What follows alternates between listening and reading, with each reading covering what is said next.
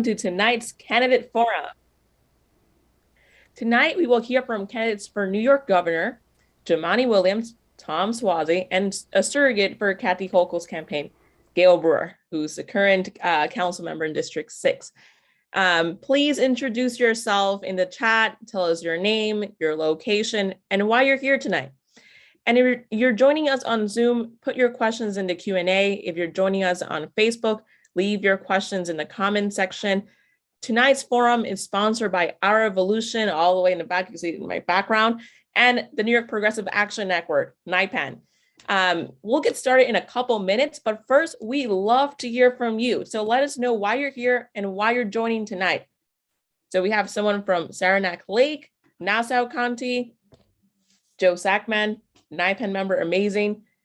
And my background is on backwards, someone's telling me. So let me fix that. Thank you. You see that I'm feeling it, feeling the energy. Everyone's excited. I'm going to fix this right now. Keep telling us where you're from. Ulster County. It should be good now. All right. Everyone, tell me if my background is backwards. No? Yes? Tompkins County, Brooklyn, Lower East Side, and NYC. Amazing. We have Lou Grouper, we have Bright Lamb, Long Island, Ithaca. It's still backwards. Never know how to fix backgrounds. We're going to start in a couple minutes, but please keep telling us why you're here. And if you have any questions, drop them in the chat, drop them on the comment section on Facebook. We will make sure that we can get to as many questions as we can. We have people here from Harlem, Washington County, New York State Democratic Committee person. Nice to meet you, Nicole. Suffolk County, Queens, Inwood, all over New York State. Really, really amazing. We are waiting here a couple more minutes. We have Hell's Kitchen. Wow, I love the diversity here. I love it when we have a Zoom call and we can get people from all across the state. That's the beauty of this. That's the beauty of Our Evolution and NYPAN. We're building a progressive movement all across the state, and we want to involve all of you. Thank you so much for coming on. So many people. Again, if you have any questions, drop them on the Q&A for Zoom, and for Facebook, drop them on the comment section. More people coming on. Jackson Heights. We have Inwood. We have someone from District 1, Congressional District 1. Someone here from a union. Thank you, Union Power, yay. So we're about to start in a couple minutes, and we already have one of our candidates here, Tom Suozzi. It's ready to go on in a couple minutes. And, oh, hi, Desmond. So we're gonna start now. We're ready to get started with tonight's program, so I'll hand it over to our host for the evening. That's Naomi and Jay. Take it away. Thanks, Maria, and thanks everybody for being here. I'm so excited. Good evening and welcome to Our Revolution at the New York Progressive Action Network's Gubernatorial Candidates Forum. We're super excited to be here tonight with 3 candidates vying to become New York's next governor. My name is Naomi Zodi, and together with Jay Blanca, I will be your host tonight. So 2022 is a really important year for us in New York. All of the state seats are up for re-election in the summer, which gives us a real chance to turn all of these progressive ideals that have been fomenting into real governance. The pandemic is still here, it is dragging on, and we all know that we need meaningful economic reforms.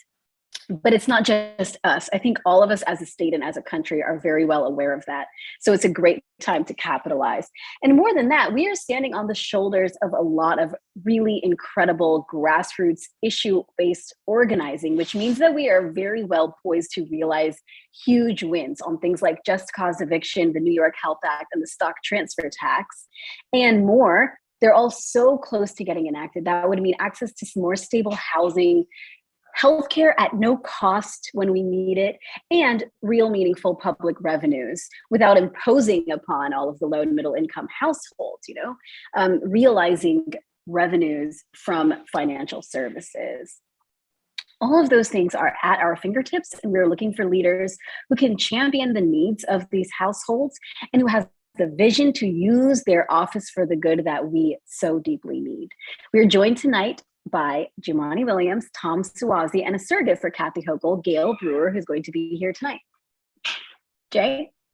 Hey, thanks, Naomi. My name is Jay Belenko. I'm a co-chair for NIPAN Upstate. And I just want to explain the forum's format so everyone who has tuned in knows what to expect. Each candidate will be allowed at 25 minutes total time, which includes our introduction and opening statement, answers to 6 questions with 2 minutes for each answer, and a closing statement. Throughout the preparation for this forum, we've polled our membership and created a list of questions based on feedback from our grassroots members. The questions cover important issues on healthcare, climate, economic justice, campaign finance, housing, and other concerns affecting New Yorkers. Please be active in the chat. We want to hear from you and get a good conversation going. Let us know your feedback on candidates' answers. Don't forget to share this live stream on your personal accounts. This way we can get these candidates in front of many more people. With that, I'm going to turn it over to George, who will introduce our first candidate. George? Yes, thank you, Jay. My name's George Albro. I'm a co-host of NIPAN, and it's my pleasure to introduce our first candidate, Representative Tom Suozzi of the 3rd District. That's part of Queens, I believe, and Nassau County. Tom started his career as the youngest mayor of his hometown of Glen Cove. He then became Nassau County executive at a time when it was in bankruptcy, and he got it out of bankruptcy. And he then became a congressman, where he's been fighting for, particularly for restoring the SALT tax deduction, which was eliminated under the Trump tax cuts. So Congressman Suozzi was kind enough to make time to be here in person. He had many commitments tonight, but he really wanted to be here, and we really appreciated it. Congressman, welcome to our forum. You, as explained before, you have 5 minutes for an opening statement about anything you want to talk about. So you're on. Well, thanks so much, George, and thanks to everybody on the call. I can't believe there's 195 people on this call. It's awesome, fantastic. I'm sure many of you don't know me already, so I'm just going to tell you a little bit about my background. My father was born in Italy. My mother was Irish and English. I'm the youngest of 5 children. I studied accounting. I went to work for Arthur Anderson and Company for a couple of years.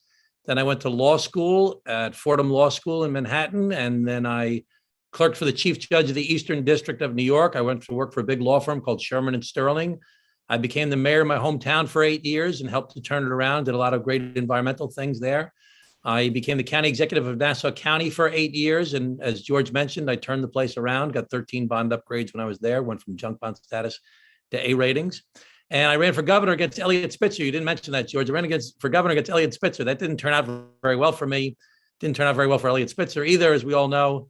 And then I lost my reelection for county executive in 2009 to a guy named Ed Mangano. He's been convicted of bribery and corruption since then. So the rule is you can run against me, but if you beat me, your life is over after that. So don't beat me in a race. Anyway, I went to go work in the private sector again, and then for 7 years. And then the opportunity came to run for Congress. I really missed public service. It was a long shot for me after having lost those races, and I ran for Congress. And now I've been in Congress for 5 years. I'm on Ways and Means. I was appointed by the Speaker to the Congressional Executive Committee on China, looking at Chinese human rights. I'm the chair of the Uyghur Caucus. If you've heard about the Uyghurs being persecuted in China, I'm the leader of that effort in Congress. And I'm giving up Congress to run for governor.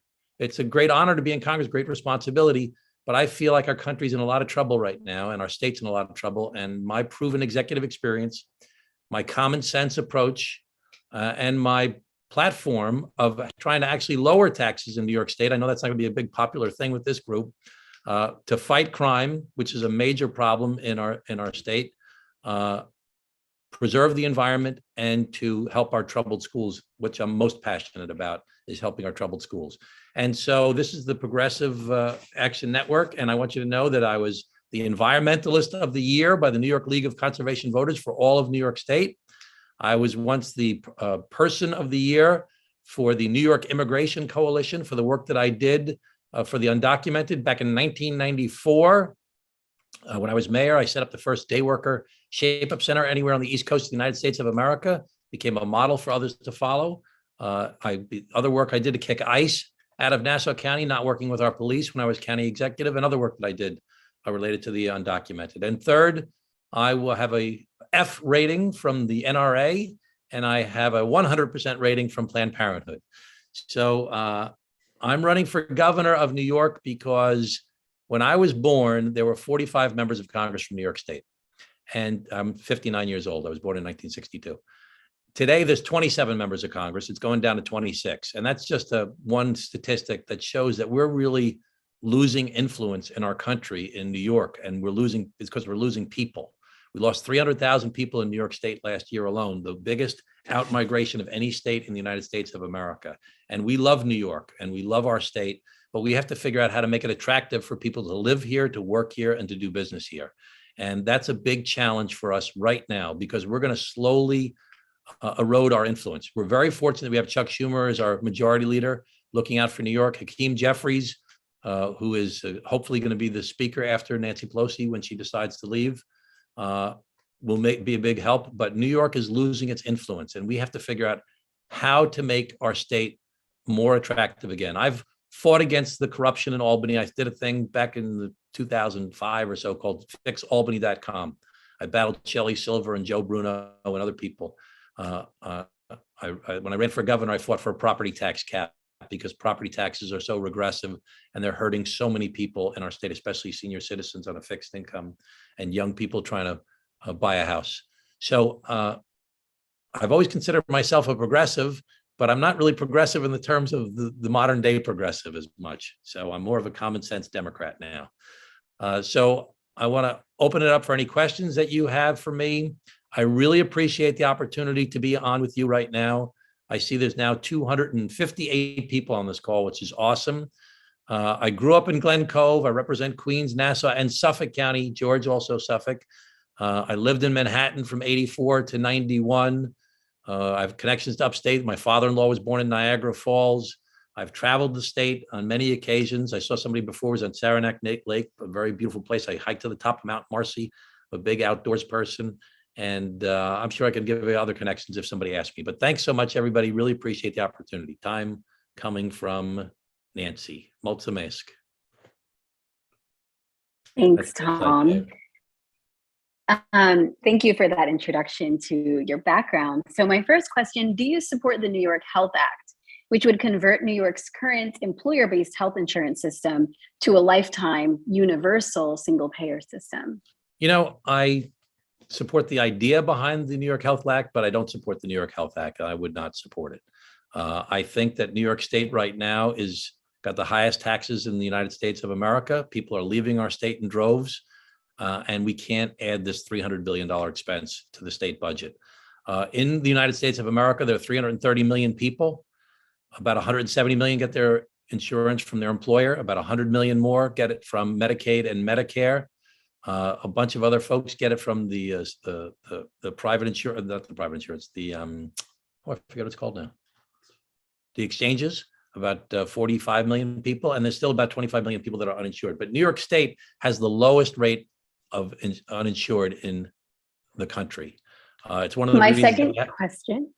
Oh, I had 30 seconds, she said. Okay. Okay, go ahead.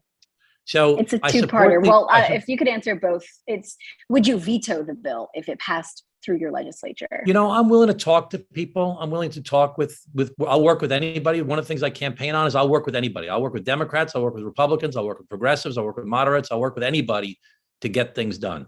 And if my legislature decided that they thought it was the right thing to do and they could persuade me as to why it would not ruin the state, I'd consider it. So I'm not going to say whether I would or would not at this stage of the game. Okay, so you wouldn't say whether or not you would veto the bill. Thank you. But right now I oppose the bill, so to be clear. You oppose the bill, yeah. Would you support extending the eviction moratorium that's set to expire on January 15th? Do you support the bill introduced in the good cause only eviction bill pending in the legislature, which would bar evictions unless based on a good cause? I've supported the extension of the eviction moratorium in the past, but I think we need to start figuring out how to fix this problem in our state and move forward. I think we provided so much money to the state of New York from the federal government, billions and billions of dollars, $28 billion. And I got an opinion the other day that any of that money can be used for rental assistance. And so we need to figure out how to start moving forward from this issue. There are a lot of people. Listen, the idea of the eviction moratorium and the ERAP money was that people who got hurt by the pandemic, they lost their job, they got sick, somebody died, they couldn't go back to work because they had to take care of their kids, all the different reasons that people were hurt by the pandemic. That's really important that we did that. And I've supported that all along. However, there are people that are abusing the system. There are people that are working still, that are financially secure, and are just telling their landlords, forget it, we're not paying it. And I've had small landlords come to me and talk to about how this is crushing them. So I think there has to be a balance. I mean, we have to protect tenants, but we also have to make sure that we keep the business of the landlords going in the process. It has to be fair, it has to be equitable, but I don't think we should extend it again. And I don't support the good cause eviction process. I think that right now we have some of the most stringent eviction protections anywhere in the country in New York State. And that's good, but we have to make sure that we are maintaining a balance between landlords and tenants. One of the reasons I endorsed Eric Adams for mayor of New York City is because he talked about balance. He talked about, he supports the limo driver, but he also supports the guy in the limousine as well, because 65,000 people out of 8.8 million pay 50% of the income taxes in New York City. You support the people that are being victimized by cops that are breaking the rules, but you also have to support the cops. There's a balance to everything. And we've lost that sense of balance in our country. And that's one of the things I fight for. Thank you. My next question. Last session, a statewide coalition of over 120 organizations supported a budget that would raise taxes on high-income earners and reinstate the stock transfer tax that would raise billions in new revenue to fund services such as vital state aid owed to our public schools and would help all New Yorkers while reducing our state's large income gap. Do you support this approach to the budget? So I'm batting zero with your agenda, but the reality is I don't.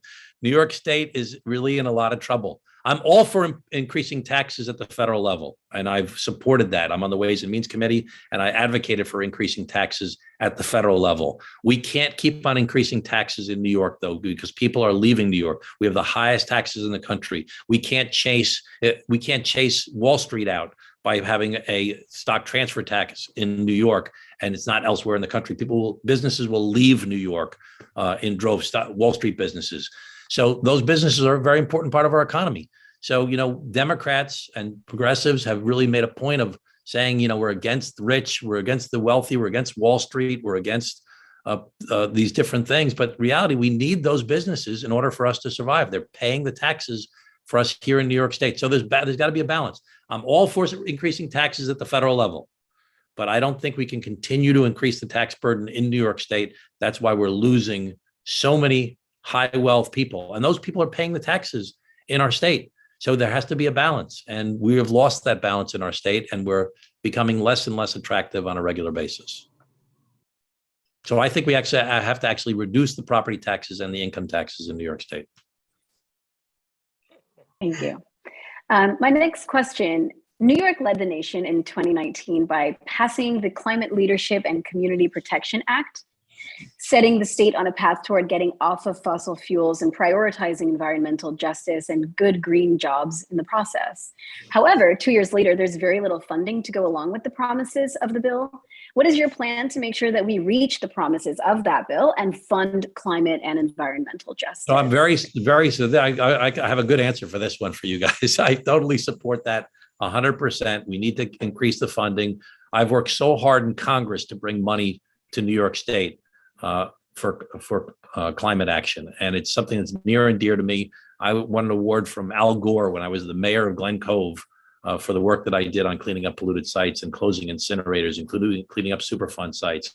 And I moved to electric vehicles when I was county executive. And I'm the chair of the Long Island Sound Caucus, where I've increased the funding by 500%. I'll do everything I can. I held a conference recently on Long Island about wind power, where it can be a win-win-win for everybody. It can be a win for the environment, it can be a win for business, and it can be a win for labor, good union jobs.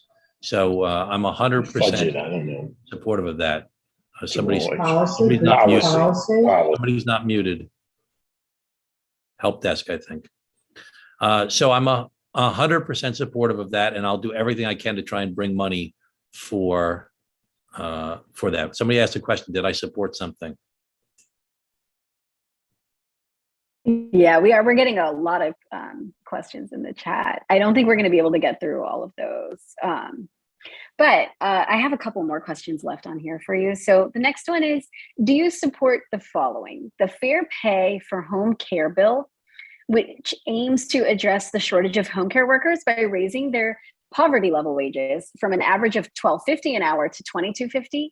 And secondly, the New Deal for CUNY bill, which would return CUNY to a tuition-free institution that produced so many talented and productive graduates. I am totally supportive of increasing wages for home health care workers. It's a very big issue for me. It's near and dear to me. I have a piece of legislation in Congress to actually create long-term care insurance for people because it's a problem in our country. I grew up in a house, all four of my grandparents lived in my house growing up. 3 were very sick. I used to take my grandmother to the bathroom when I was a teenager. You can imagine what that was like. My mother was a registered nurse. And my parents didn't want us to have that burden. And they got long-term care insurance and they died at home. 95, my dad was 2 weeks before my election in 2016, and my mom was 93. And they had long-term care insurance, but long-term care insurance is not affordable for people anymore. And we have to figure out how we can create a public-private partnership to create affordable long-term care by creating a federal insurance program for catastrophic care. And that includes increasing wages for home health care workers. We can create a whole new generation of mainly women of color who are the main ones that work in that industry, a whole new middle class, because it's such an important industry. There are 10,000 new senior citizens every day in the United States of America. Baby boomers are turning 65 every day, 10,000 a day, and it's going to go on for another 8 years. And then it'll in the next 18, 20 years, we're going to see an explosion of baby boomers needing long-term care. Medicaid cannot sustain this. Nursing homes cannot sustain this. It will be an inhumane system. It'll be an unaffordable system. So we have to create a vehicle by which to create affordable long-term care insurance and pay home health care workers. We have so many more seniors than ever before, and we have less people to take care of them because people have smaller families and so many people move away from their hometown, so they're not there to take care of their parents. So this is a very, very big issue to me, and I care about it very much. Could you also speak on the New Deal for CUNY bill, which would return and I support to that. a tuition support free? that. Yeah, Okay, very great. important. Thank you. I think it's more likely to get something done in Washington to try and get free community college for people as a first step, but I support the idea. Okay, so finally, do you accept contributions from real estate developers and large landlords? And if yes, how can voters be assured that these donations wouldn't affect your policy preferences and judgments in office? Well, I will accept donations from real estate developers, but I'm not getting many. They're all going to the governor, the sitting governor. I've been in public life for since 1994. I was first elected in 1993. I've never let a contribution influence my decision making. And I've got every politician could say, I'm going to do this, I'm going to do that. I've got a long record, and I will run on my record for my entire career. I can do it because I've done it. So everybody's going to say, I'm going to do this, I'm going to do that. You know, when I was county executive in Nassau County, I created a thing called No Wrong Door, which was a model for health and human services for the country. I took social services, health, mental health, veterans, seniors, youth, physically challenged, drug and alcohol. I put it in one location. And one of the things I'm most passionate about is that I want to try and help our schools, our troubled schools in New York State. 75% of the people in jail have a drug, alcohol, or mental health problem. 50% of the people at Rikers Island have a learning disability. The problems of life related to crime, poverty, homelessness, everything else, all emerge at a young age. And we need to take our existing social services and not-for-profits and push them into our schools so that when a teacher identifies a child with a problem or an administrator identifies a child with a problem, they have a social worker that will come in and help them navigate the system to try and solve those problems, not only for that child, because they're a captive audience, they have to come to public school, but their family as well standing behind that. We need to look at what Desmond Tutu said that Eric Adams quoted often. We spent a lifetime pulling people out of the river. We need to go upstream and stop people from falling in the river in the first place. And that's the thing I'm most passionate about, is to figure out how can we bring our existing social services into our school districts to help these kids so that they have a better opportunity at a better life. We'll never solve it just by creating equity, even with everybody having one social worker and one school psychologist and one guidance counselor, because the volume of problems in at-risk school districts are so much higher. We need to take all of our social services and move them towards prevention instead of towards just dealing with emergencies when they result later on. And my experience as a proven executive who's got the time and done the work to make government work on a big scale, I can get that done. So I know that wasn't really your question, but I wanted to make sure I got that point in before I finished my questions. And are you telling why me don't you go ahead? Okay, that's actually my last question. And okay, I was just going to let you know you could give a closing statement. Okay, my staff is telling me I have to go. I'm doing a telephone town hall. I apologize. Listen, you're great. You're wonderful people. I can't believe there's 300 people on this call. Thank you so much for being interested in the future of our state, in the future of our country, for being involved in politics. Your passion, your excitement, your ideas are essential to help us move forward as a state and as a country. I'm very grateful to all of you. I really don't expect to get endorsed by you, but I appreciate and value your good work that you do, and the fact that you care as much as you do, that you're sitting on a Zoom call at whatever time it is now, 7:20 at night, listening to a bunch of politicians give their ideas for the future of our state. You're essential to the future of our democracy. I'm grateful to all of you. And I wish I could give you better answers that went along with your agenda the way it is, but I really do not question your motives or your desire to try and help people make the world a better place to live in.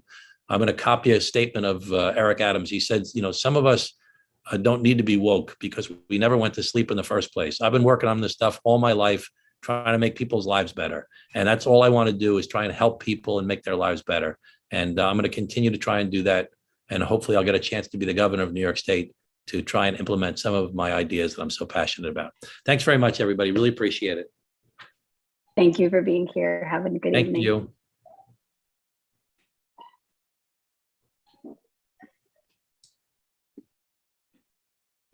So while we're waiting for our next candidate, let me just say that this event is being sponsored by a partnership between NIPAN and Our Revolution. We're two organizations that arose out of Bernie's 2016 race, and we share the goal of continuing the struggle for class, racial, and climate justice. OR on the national level, NIPAN in New York State as the New York affiliate of OR. What we've done in the last few years has been breathtaking.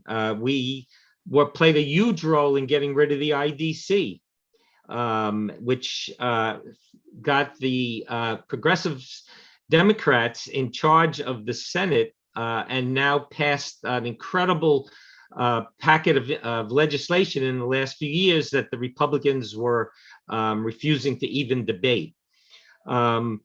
We also won voting rights. New York now has early voting, mail-in voting, liberal absentee voting, shortened time periods for registration, all of which did not exist before. And really, primarily, one of the things we did was when Cuomo and Jay, the chair of the, I'm blanking on his last name, Jay, tell me, Jay, the other Jay. Jay Jacobs, I always forget his name. When they conspired to bar people from voting in the presidential primary and canceled that, we sued them. And we went to federal court and we got that election restored and gave the voters an opportunity to express their choice in that election. What's our goals in the next year? A few very short but important goals. One is to elect a progressive governor. It's time we had one. The second thing is to pass important legislation like the New York Health Act. And finally, we want to have people in office in the state Democratic Party and the state committee to run for office and to have progressives determining policy for the Democratic Party. And in order to do that, we need your help. So in the chat, you'll see a link where you can join and become a sustainer of OR and NIPAN for just $5 or $10 a month. You can be a member and a sustainer and help us continue with our work. Now I see that we have the representative or surrogate for our candidate, Kathy Hochul, the sitting governor of New York, and that's Gail Brewer. Welcome, Gail. Thank you very much. I hope I can do her justice. I will try, but I really appreciate NIPAN's participation, and I thank you. I knew Kathy Hochul when she was the lieutenant governor, and I think she contributed to her current position by really going and meeting with people in all the counties. That makes a difference. So let me just give you, Gail, before you start, can I just give you the rules of the road here? Yep. Thank you. Let me just say, if people don't know, Gail served in the New York City Council for several terms and was a champion of progressive causes, just pure and simple. And she then became the New York Manhattan borough president for 2 terms and was very distinguished in that role. And now she is back in the council in her old district, doing the people's work. And we really welcome you, Gail, here to represent the governor. Let me just say that the governor was born and raised in Buffalo. She went to Syracuse University and became a young attorney who worked as a legislative assistant to Senator Daniel Patrick Moynihan. She then ran for Congress in an election in a district, and I remember this race well, in a very conservative area outside of Buffalo, and won in an incredible race. And she then became the lieutenant governor with Andrew Cuomo as governor. She is now the 57th governor of New York and the first woman, which is really significant. So Gail, we're giving all the candidates and you as a surrogate 5 minutes to make an opening statement about the governor. And you can say whatever you want, and then we'll ask a series of questions. Is that okay? That sounds great. And thank you very much. I'm sorry I started so quickly. Thank you. No, that's fine. That's fine. Thank you. So, I mean, I think you gave the fact that she's from Buffalo. She's ran in a difficult district and won, and then became lieutenant governor. And now, because of all the reasons that we know, she's now governor. So, and she comes from a working class family.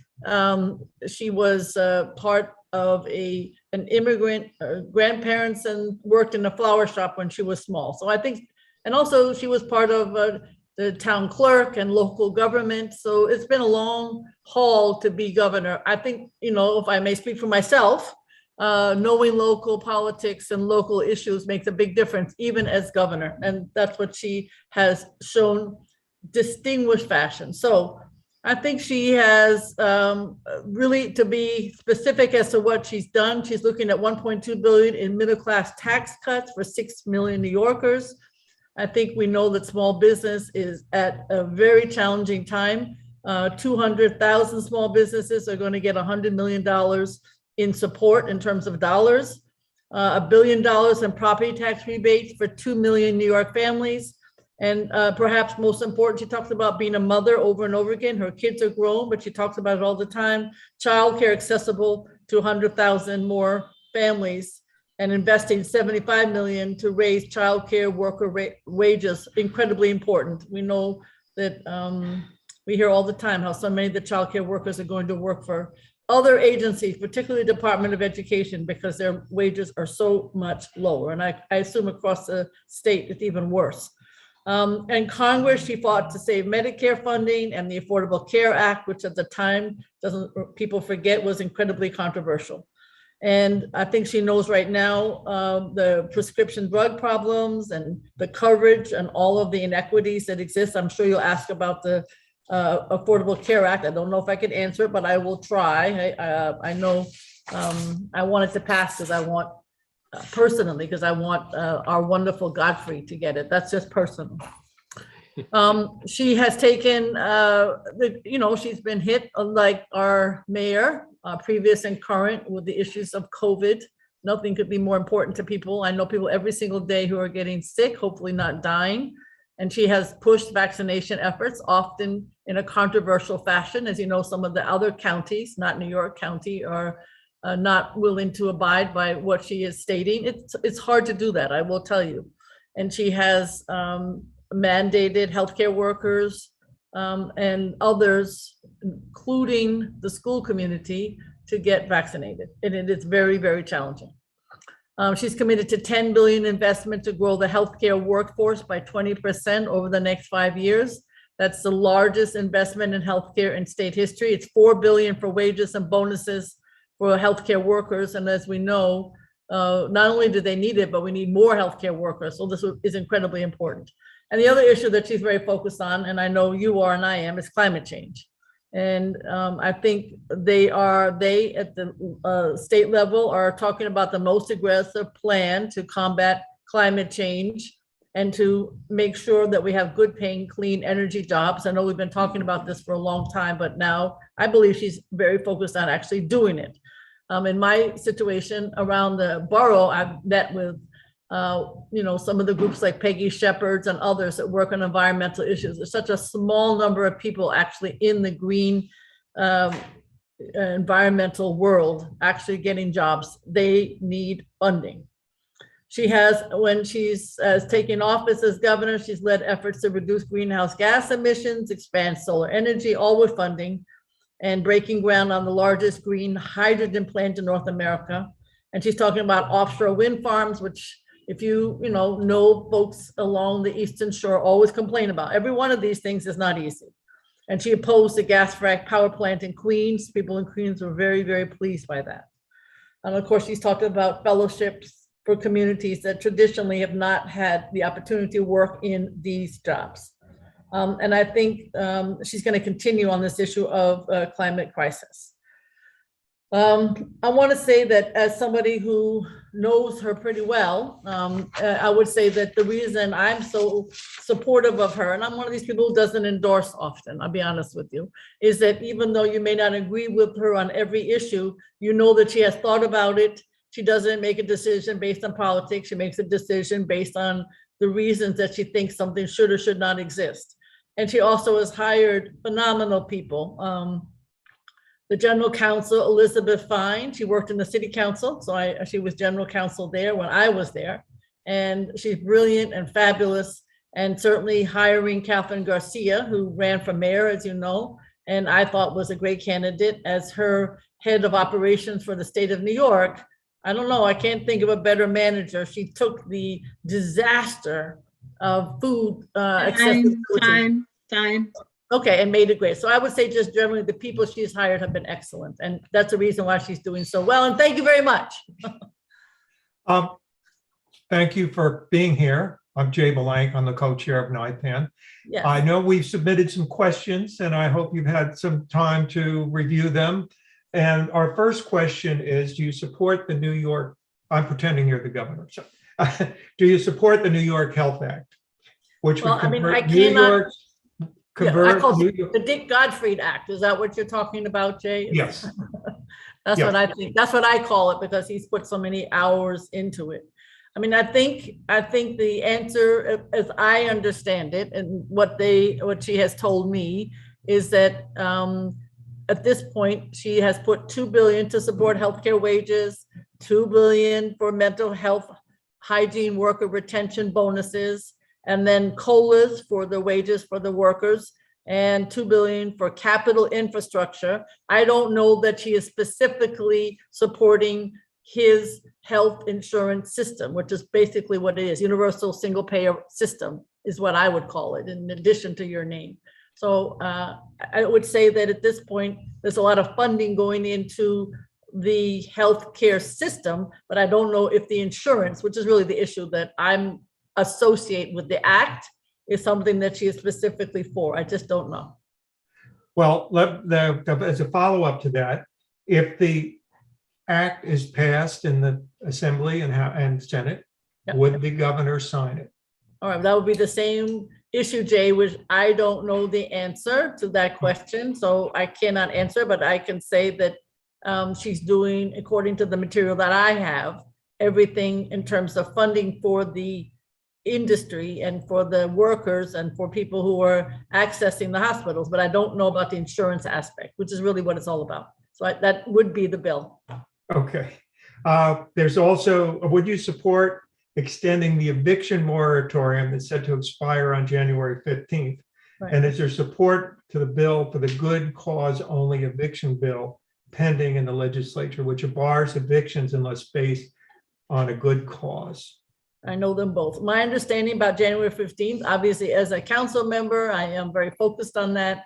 I don't believe she's going to support the extension. I can tell you that in our office, and I assume offices across the city and the state, we are gearing up for making sure that people get every kind of legal aid attorney. To the credit of Mayor Adams today, he sent out a very extensive listing of all of his staff ready and willing to make sure that people don't get evicted. So I don't believe she supports the extension of the moratorium on evictions. That's my understanding. That's why we're all hoping also, Mayor Adams pointed out, and we all want more federal money, because we know that thanks to legal aid, there is a court decision that states if you apply for the aid and you deserve the aid, then you will not be evicted. So the problem is there's no money in the account.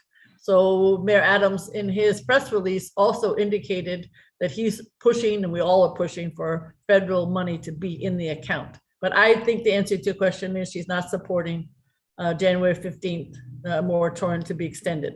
So that's What about the good cause for and good cause. I'm personally supportive, and we're actually got 2 cases today personally that would be impacted by this law. So I am working on a letter to that effect.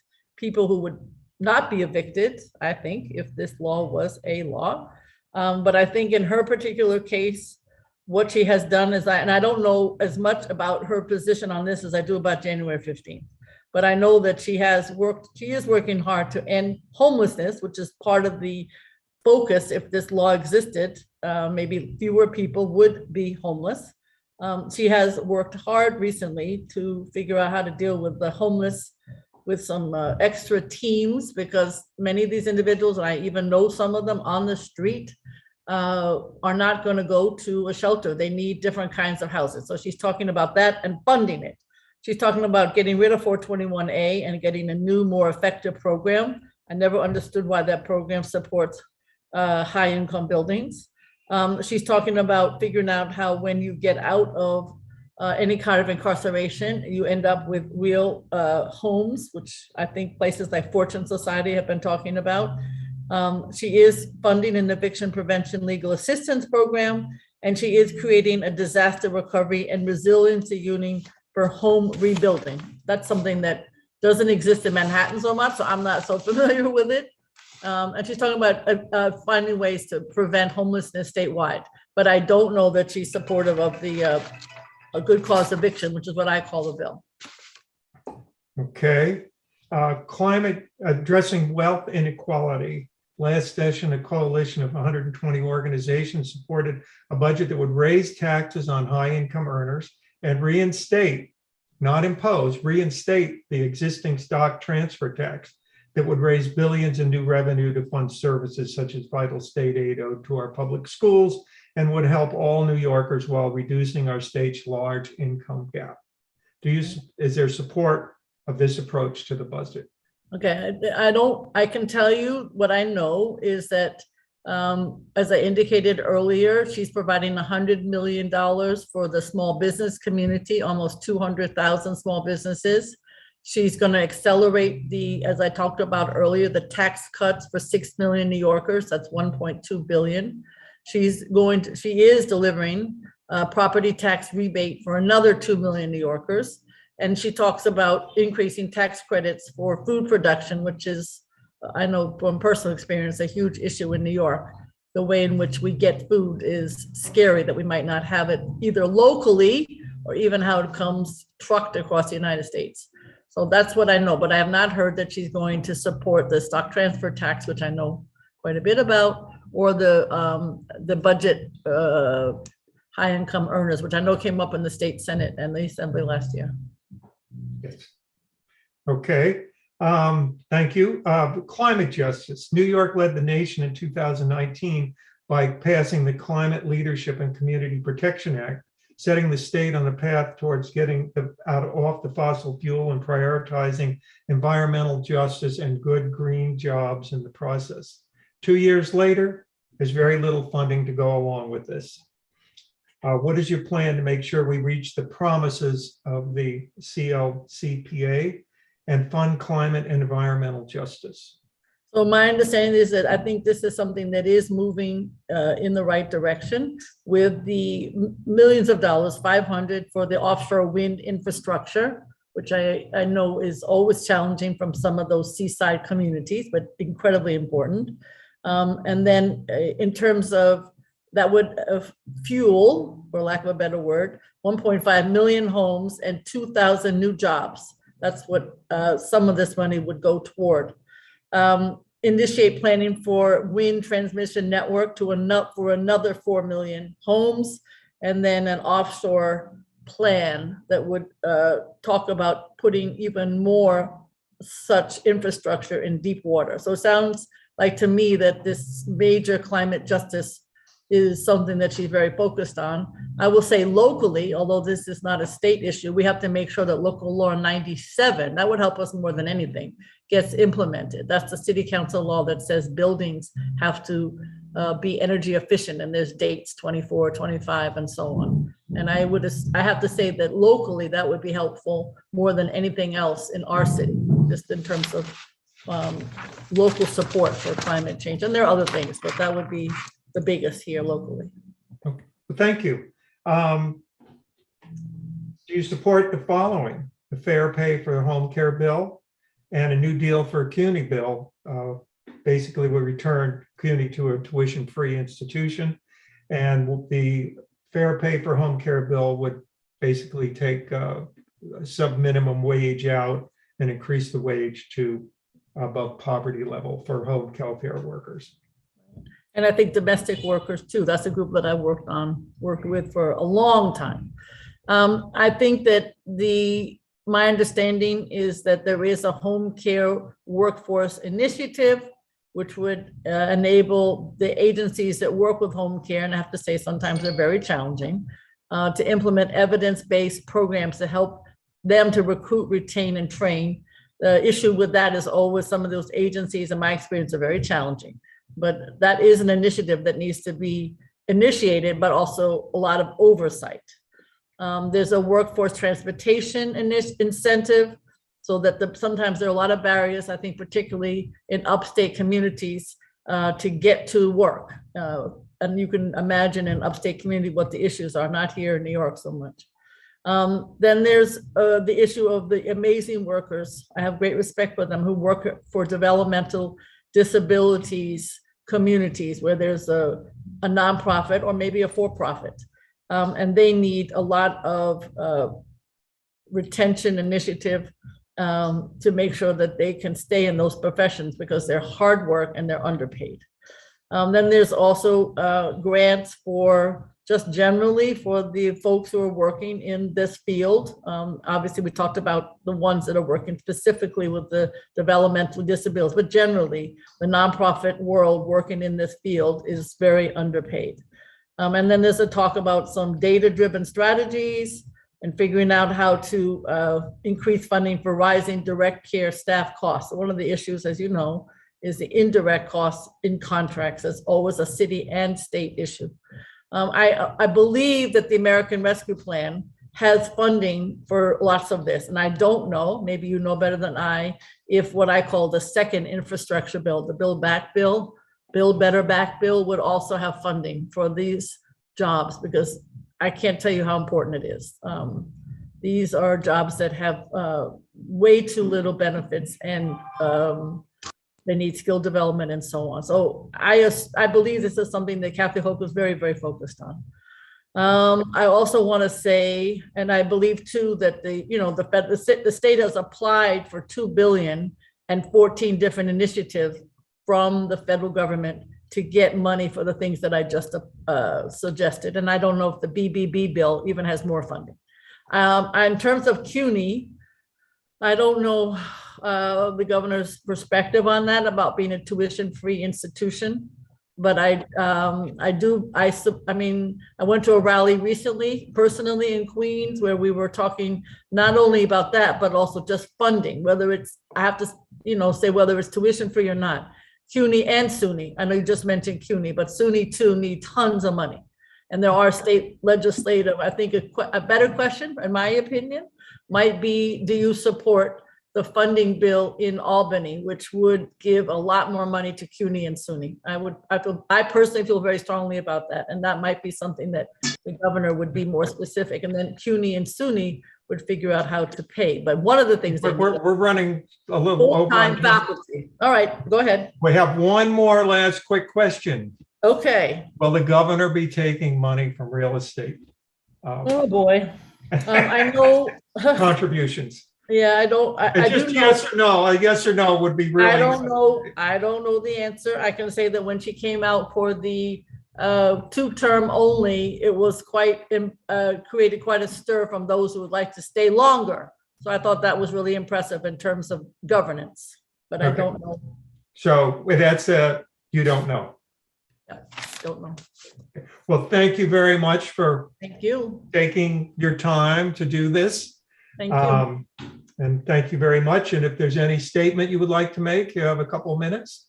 Sure. I mean, I think that if there's certainly going to be questions at whomever is the governor, the mayor, the president. I am always somebody who looks to see somebody's how they approach governance and government. And I think Kathy Hochul does it in a way that is thoughtful, personal, and really does try to do the best for the families of New York. This is not, being the first woman, she's a good example, I think, of how leadership should exist. So that's why I'm so supportive of her. And it's an unusual person, somebody who is as forthright about how she governs. It's not normal, no toxic, none of that atmosphere that has existed in so many other leadership positions. And that's why I'm so supportive of her. Okay, well, thank you very much. Thank you. We appreciate you showing up, and thank you very much. And I'm going to turn it back over to George. Yes. Thank you, Gail. Thank you. Okay. So while we wait for our final candidate, Jumaane Williams, we have some requests. One of the requests is just to tell you that this is the first Governor's Candidates Forum that you'll see from any statewide progressive organization. And we feel it's important to bring to you the voters and activists, the opinions and the priorities of all the candidates, so you can make an informed judgment of who to support. And in order for us to continue this work, we need your support. And the best way you could support us, come and join us. Be part of NIPAN, join a chapter, and specifically become a sustainer. I can't say that enough, how much that helps us and do our work. And in the chat, Anna Marta Is the link in the chat to become a sustainer? So it is. Yes, it is. Yep. And thank you so much for signing up. Your contribution, your monthly $5, $10, whatever you can give us, it helps us a great deal in moving the progressive agenda forward. We are holding politicians accountable to a people-centered platform. So that's what we do. And thanks again. I'm so excited to see hundreds of people joining. And I think we are going to hear from two local organizers who are doing amazing work in the community on two issues. So I'll hand it over to Thing. Okay. Hi there. Can everybody hear me? Hello, can you hear me? Yes. Yes, okay, you're great. good. Yep. Sorry, okay. Hi all. Many thanks for attending this forum. I'm only slightly technically challenged.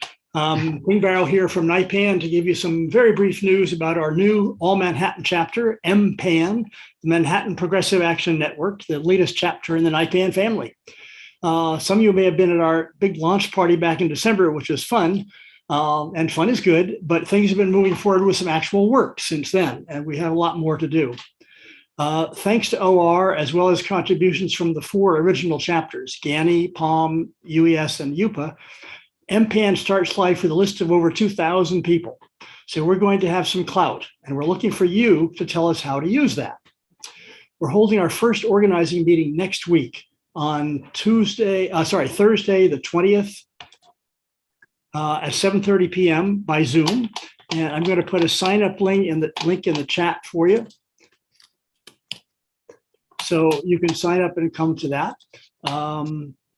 Everyone's welcome to come. So just grab the link, sign up. It's going to be an action-oriented meeting.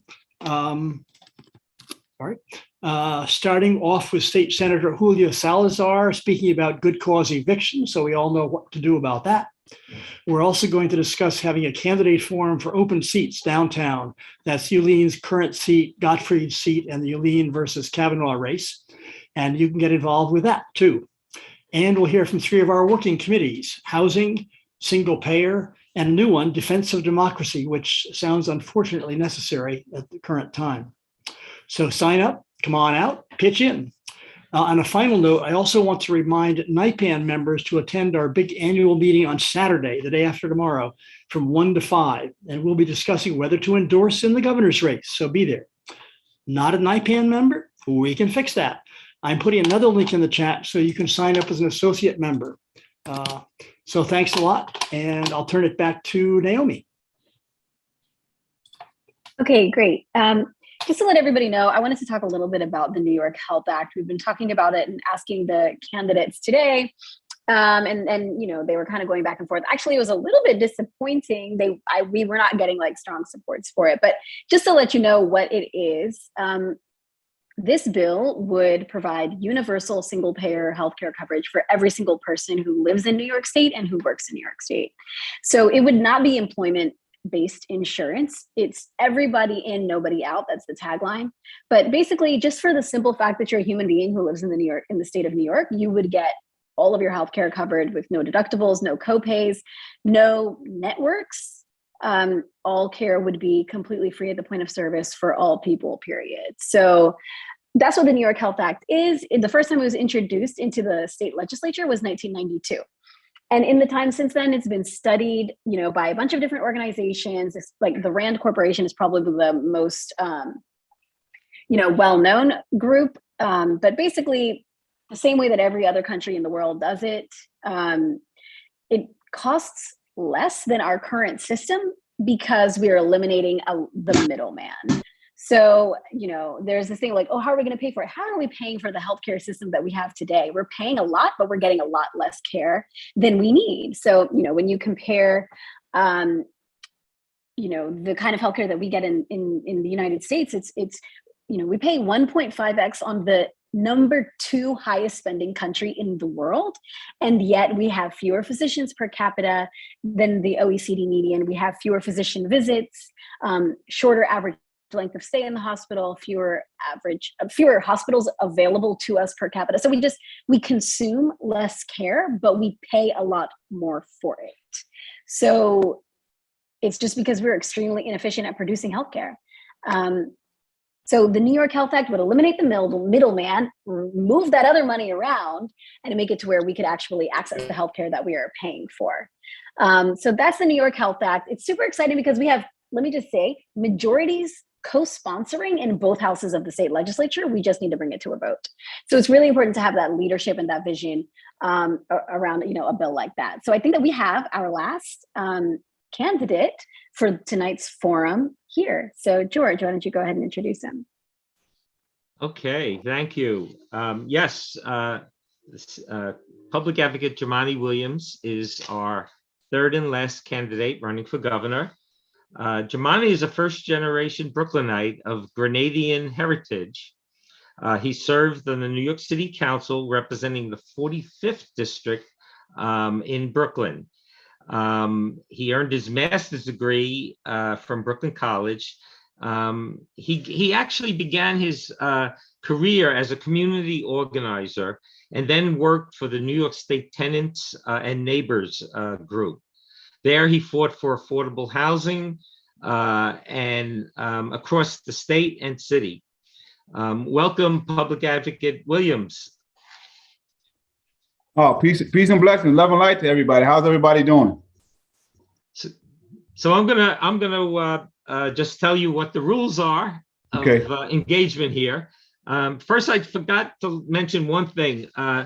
Jumaane ran a statewide race for lieutenant governor in 2018 against Kathy Hochul and got 47% of the vote. That to us was a significant fact, and I left that out. So Jumaane, we're going to give you 5 minutes for an opening statement to talk about whatever you want, why you're running, your background, your issues. And then we have a series of 6 questions that Naomi will ask you, and you'll have 2 minutes each to answer each question. And then finally, you'll have 3 minutes for a closing statement. Okay? Thank you so much, George. Thank you, Naomi. Thank you, everyone. Peace and blessings again. As mentioned, my name is Jumaane Williams, Public Advocate of the City of New York, currently a candidate for governor of the state of New York. Also mentioned, I'm a first-generation American. I'm a public school baby from preschool to master's. I navigated that with Tourette syndrome and ADHD. I also mentioned I was a community organizer. I am a community organizer by training. And it was long before Barack Obama, so no one had any idea what it was.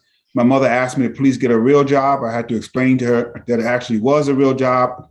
And then I ran for a city council against 6 people, one of them an incumbent. Not the last time I'd be called crazy for trying to do something, but because of people like the people who are on this call supported me, I got elected. And I've been trying to cause as much trouble as possible since that time. And as mentioned again, on 2018, I ran for lieutenant governor, a seat that most folks thought I was crazy for even trying to do. But at that time, I said, what if we have a lieutenant governor that is not afraid and has the courage to stand up when something is wrong, even if it's against a powerful governor like Governor Cuomo? We came really close to winning. But I think New York State suffered because we didn't have that lieutenant governor to speak up the way it would have benefited us. And I think we're in a much worse shape because of that. And so I decided to run because we have to have a governor that understands the moment that we're in. Unfortunately, most of us may know someone who was lost during COVID. We've lost tens of thousands of New Yorkers. And the one thing that we can do in their memory is not return to normal. I keep hearing leaders say they want to return to normal, and I keep saying I do not. That's how we got here. It didn't work for most of us. And so we can't return to normal. We have to understand that we have to deal with the infrastructure that wasn't there. We have to deal with how Albany has played politics for so long that even after a pandemic, we have a governor saying that we only need 100,000 units when it comes to affordable housing. And that's not even enough for New York City, much less the entire state. We have a governor who's saying that we're going to do all these great things, but we're not going to raise any revenue. And that doesn't make any sense. And so I am proud to put forth a vision that is bold for the time that we're in. We need New Deal type of bold vision. And in order to do that, to deal with the housing, to deal with climate change, to deal with health issues, to deal with public safety in a real way, we have to have not only that bold vision, but people who have courage to put forward and have shown that they can get it done. I was told that I had to choose between being an elected official and being an activist. And I always said I don't. The best elected officials are activists. So I'm not going to choose. I'm going to be in the streets. I'm going to make sure people's voices who haven't been heard are heard. And so we did that. And I always was told that, you can't do certain things if you want to get stuff done. And I said, no, I'm going to show you that we can get it done and be true to who we are. And I'm proud to have passed 70 pieces of legislation. I'm proud that when I left the council, I was listed as the most productive council member. In the past 2 years alone, as public advocate, I've passed more bills with the help of the council than any other public advocate before me, and almost all of them combined. I did that thanks to many people who supported those causes on the call, but we showed that we can get it done. The issues that we raised, the funding that we got to programs that were never funded before, we showed that you don't have to be beholden to the game of politics to get things done. So the question is, do we need incremental change right now? No, we need bold transformational change. The question is bare basic competence, is being nicer than the person who came before you, is that the floor of what we need in a governor, or is that the ceiling? I think that's the floor. I think that's how we come in. I didn't get elected to get reelected to go to higher office. I would love to do both of those things, by the way, but I got elected to do a job. And so when we get in there, I got 4 years to do as much damage as possible to get things steered in the right shape. And so what I'm asking a NIPERN who I've had the pleasure of working with for so long, doing things that people said that we couldn't do. I would just love one more time if we can partner and help New Yorkers believe in what is possible. That's the type of leadership we need right now to get where we have to go. Thank you so much, everyone. I'm looking forward to the questions. Peace and blessings to you all. Thank you so much for being here, Jumaane. It's really nice to have you. So I'll just get started. My first question, do you support the New York Health Act, which would convert New York's current employer-based health insurance system to a lifetime universal single-payer system? Yes, I do.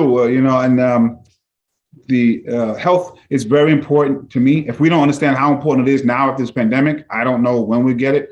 But my father, may rest in peace, was a physician. My sister is a nurse practitioner currently. My mother is a retired nurse. So the medical care and the medical field has always been important to me. We got to make sure folks have the health care they need. And again, the way we can do these things is actually by entertaining revenue raising options, because we're not going to get this federal money forever. And the way that I see people counting on this money gets me very nervous. And so we have to, as a state, make sure that we're putting in place what we can to get these things done. And okay, so would you make enactment of the New York Health Act an issue in your campaign? Absolutely. I mean, I've been supporting it for some time, so I'll just be continuing to support it on my run for governor. That's great. Okay, my next question, would you support extending the eviction moratorium that's set to expire on January 15th? And do you support the bill introduced as the good cause only eviction bill pending in the legislature, which bars evictions unless based on a good cause?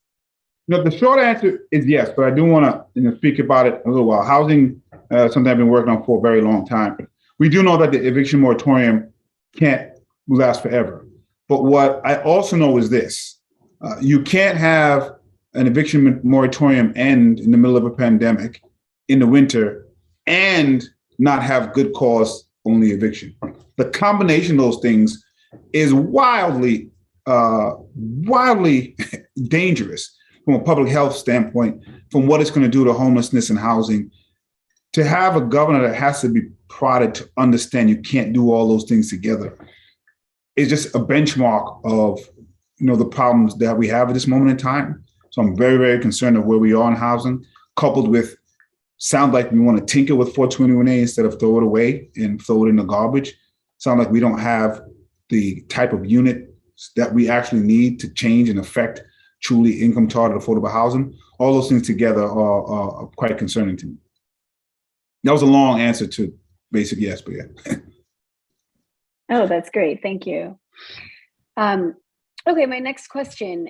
In the last session, a statewide coalition of over 120 organizations supported a budget that would raise taxes on high income earners and reinstate the stock transfer tax, which would raise billions in new revenue to fund services such as vital state aid owed to our public schools and would help all New Yorkers while reducing the state's large income gap. Do you support this approach to the budget? I would call probably most of those organizations my friends, and those pillars of a transformational economy were actually some of the pillars of my lieutenant governor race. And it is important, and it's troublesome that, again, the governor won't even entertain revenue raising options. There's some additional revenue raising options that we have to entertain. We can't create the transformational new New York that we need if we're not going to do this. And we have to be able to do it in a way that allows the conversation to take place. And so I want to come from a place of, let's try this time, not necessarily attacking all the folks that have benefited and are doing better after the pandemic than before, but let's try to talk about civic responsibility. It is your civic responsibility to do what you can on behalf of New York. This is all of our civic responsibility to do what we can. We can't do what we need unless we have the revenue that we need. And I believe, I'm hoping that changing the tenor of that conversation will bring some more people to the table to do what it is that we need to do to move New York forward. Thank you. My next question. New York led the nation in 2019 by passing the Climate Leadership and Community Protection Act, CLCPA, setting the state on a path towards getting off of fossil fuels and prioritizing environmental justice and good green jobs in the process. However, 2 years later, there's very little funding to go along with the promises of the CLCPA. What is your plan to make sure that we reach the promises of the CLCPA and fund climate and environmental justice? Yeah, I don't want to sound broken recordish, but again, without entertaining revenue raising options, it's very hard to do these things. And so when I listen to the State of the State address, which by the way, I think could have been anything said before the pandemic. And so it's remarkable to me that there's an address that you can just plug in a date before the pandemic and it'll be the same. But even the things that were the right tone, there weren't any discussions of how we're going to fund it. And so we've heard this before from prior governors, we're going to do this, this, and this, and there's no way to fund it. You can't say we're going to do these things and have no funds and not entertain revenue raising options. It's just not a realistic approach to getting these things done. And so the way we do this is prioritizing the things that we're talking about it and really pushing for these revenue raising options, especially because we know the federal money is going to run out and we may not build it back. And part of that is, I mean, that's another conversation, but I'll leave it there. Thanks. Okay, do you support the following? The Fair Pay for Home Care bill, which aims to address the shortage of home care workers by raising the poverty level wages from an average of $12.50 an hour to $22.50. And secondly, the New Deal for CUNY bill, which would return CUNY to a tuition-free institution, which produced so many talented and productive graduates.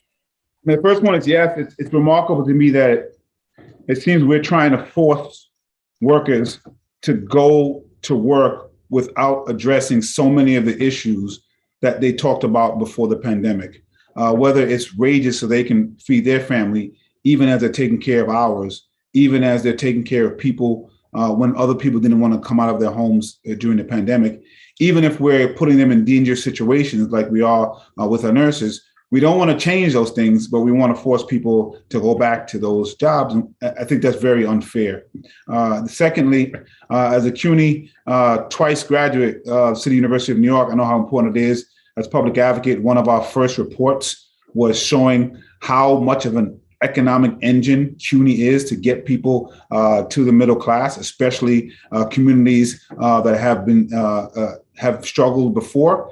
And I just always remind folks that CUNY was free till about the 1970s. The only thing that changed was the complexion of people who started going to CUNY. The largest expansion of CUNY happened during the Great Depression. That was because people believed to help get us out of that, you had to educate a population. So there's no reason why we can't go back to a free CUNY tuition today. Thank you. And the last question, do you accept contributions from real estate developers and large landlords? And if your answer is yes, how can voters be assured that such donations won't affect your policy preferences and judgments in office? In 2018, we took the real estate pledge from NYCC. We have been honoring that pledge spelled out in New York Communities for Change. We can continue to honor that pledge. We were the first people to win a citywide office with that pledge. I would also say, though, I think if you look at my history, there's been no kind of money or funding that's changed what I believe, how I voted, and who I was going to advocate for, which is probably why most of them don't want to give me money to begin with. Thank you very much, Jumaane. Those are all of our questions, but if you could share a closing statement. Thank you so much. And I really appreciate NIPAN. I really appreciate OR. I really appreciate those of us who are fighting for equity at this moment of time. We're at a crossroads. New York State can do a lot to show the direction this country can be in, but we have to have people that have the courage of our convictions, because we're right on these issues. And we don't need Democrats who are going to run away from them and try to be Republican light, and are going to give people, boogie people who they shouldn't vote for. We need to give people a vision that they want to vote for. And that's where we've gone wrong. The Republican Party, they're putting all kind of crazy folks out there, but it's working because they're saying that we don't want politics as usual. We don't want the status quo, and people are responding. On our side, we keep giving the same old, and it's not working. So we and I want to give a vision of what people can believe in New York State. I know that NIPAN and OR want to do the same thing. I went from crazy Jumaane in 2018 to, excuse my language, oh shit, he might do it. And if we had some folks jumping in earlier, we might have got off the finish line. I know that we can do it again. I know that we can do it together. I don't think I can do it without your support. And so I'm really hoping that I can get the endorsement and the support of NIPAN and of OR, again, to allow folks to really believe in what's possible in New York State and don't get in the way of that with just the politics as usual. Well, thank you so much. I think you have a lot of support in that chat, and they weren't as nice earlier to all of the candidates. So it's, I think people are liking your vision. Thanks for joining us. Thank you so much, everyone. Peace, blessings, love, and light to you all. Thank you. All right. Thank you so much. First of all, thank you to the candidates who have come to tonight's forum, and thank you to all the local volunteers and organizers who have helped put this Our Revolution NIPAN candidate forum together. Traditional media doesn't do a good job covering working class issues, right? Or they cover it in a framing that's corporatist and elitist. That's why Our Revolution and NIPAN is putting these forums together and broadcasting it on our national platforms, getting the progressive message out to thousands and tens of thousands of people out there. So thank you again to everyone who has been a part of this forum. I'm so excited to see that hundreds of people tuned in on Zoom. We had a great turnout, so look out for our endorsement announcements in the upcoming weeks. Thank you to all of you who have signed up to become a member of our groups. Your $5, $10 goes a long way, so thank you again. This was a high energy forum. I'm pumped up for what's to come in 2022. So thank you and good night.